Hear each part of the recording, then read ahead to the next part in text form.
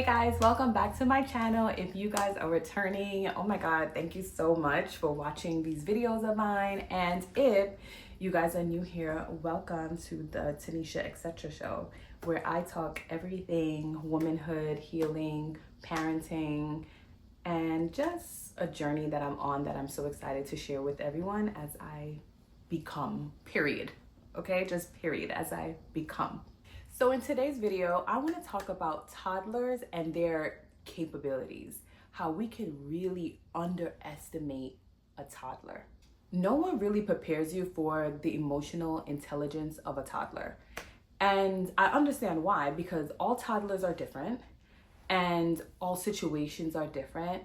And also from a mother's perspective or a guardian's perspective, not everything you want to share. And that's because we're protecting our privacy and we're protecting our child as they grow and learn things. So with that protection, it's so hard to share something that happens because you can't talk about it. I have very close relationship with women that have children, and I've yet to have one conversation where someone came to me and told me my 4-year-old hurt my feelings. I've obviously had conversation with parents where they just blatantly admit and just say, oh my God, this kid is annoying, you know, especially when under pressure, when under stress, it's like, oh my God, you know. But I don't think I've ever had a conversation where someone came to me and literally told me like my feelings was genuinely hurt by this little 4-year-old.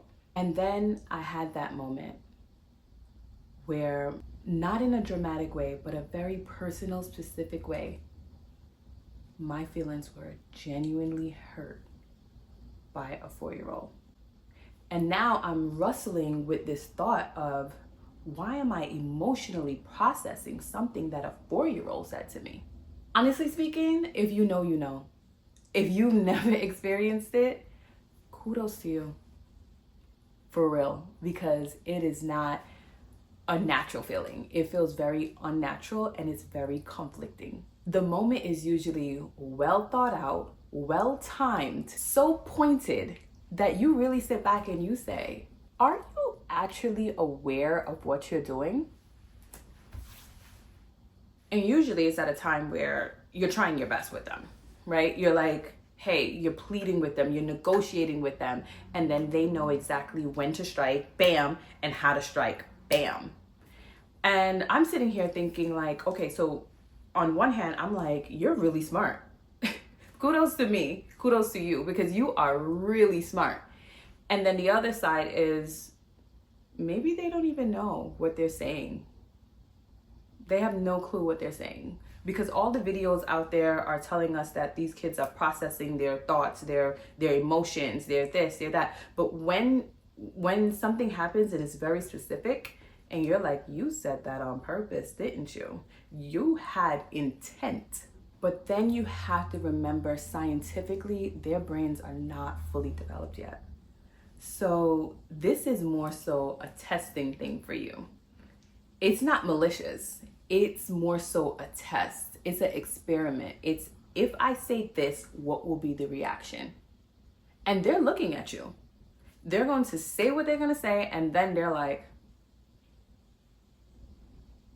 how did that work out? It is almost like at that point is when they are actually learning. They're realizing that words have power. It's so amazing when I see my son say things or do things, and it's like, I'm just so happy that I'm in a place in my life where I can actually step back. I can step out of the moment that I'm in. And it is at that moment that we're realizing like, wow, our children are experimenting with words, feelings, emotions. And you are a part of all of that. Eventually, my son always apologizes to me because he knows what he did is wrong. And he knows that an apology is warranted. But they're smart. So there was a time where in the beginning of my separation, I kept stressing to my kid's father, they are aware, and I want to make this transition as seamless as possible because they're little sponges. And my worst fear was not knowing what was being processed in that little brain of his. And I just wanted to shield him and protect him as much as possible. So we get a couple months down the line, and their father is dropping off both of the boys. One is sleeping, and Michael, my 4-year-old, is up. And he says, can I step in? And I'm sure, you know, I know that he wanted to talk about something. He says, I want to have this conversation with you and Michael. I said, okay. He says, Michael, sometimes when I am reprimanding him, not disciplining him, it could just be very simple, no big deal. Michael, eat some more of your food before I give you more juice. Something simple, could be anything. And if he didn't want to do it, he would say, I want to go home. I want to go to my mommy's house.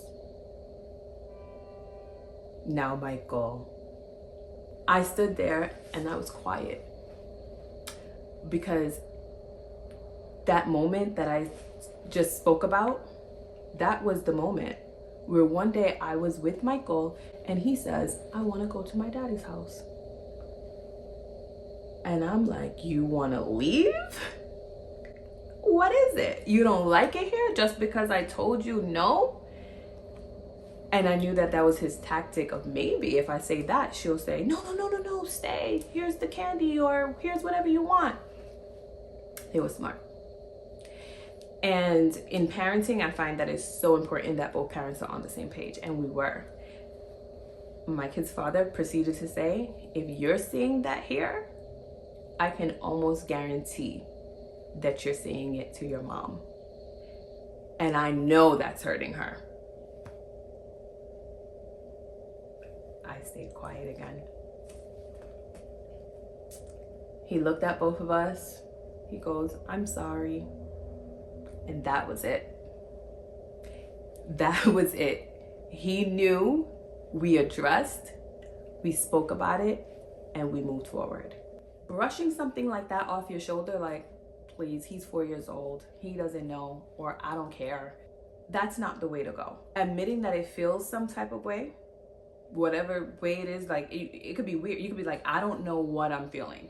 So just addressing the fact that you feel some type of way is important, because these are the molding years, is what I'm gonna call it, that is building character along with personality. Someone on TikTok said that the personality is already there, the character is already there.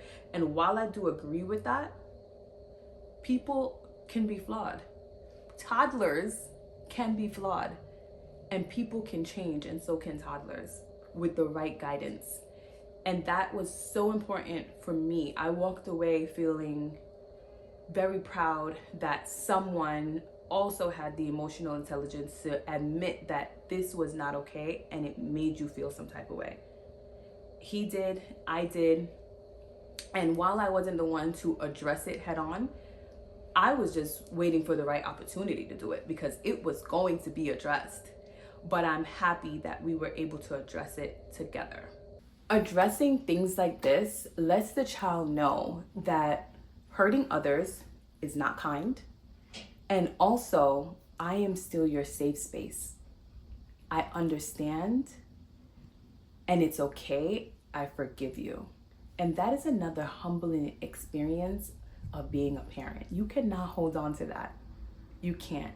You can't bring it into the next situation. Even if it happens again, you just reiterate that this is not kind, and I forgive you, and you genuinely do.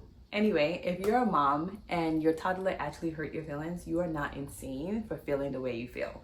I can't even imagine what it might feel like when your teen does it, where you're like, you really know better. But you're not alone in this toddler journey. Toddlers are amazing little creatures.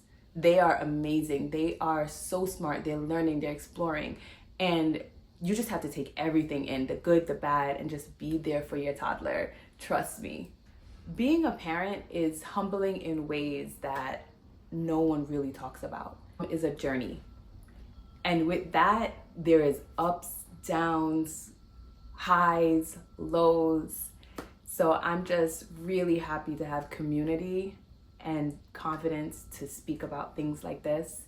So thank you for watching my video. I hope that this resonates with a mom or even a dad out there, that this is all normal stuff.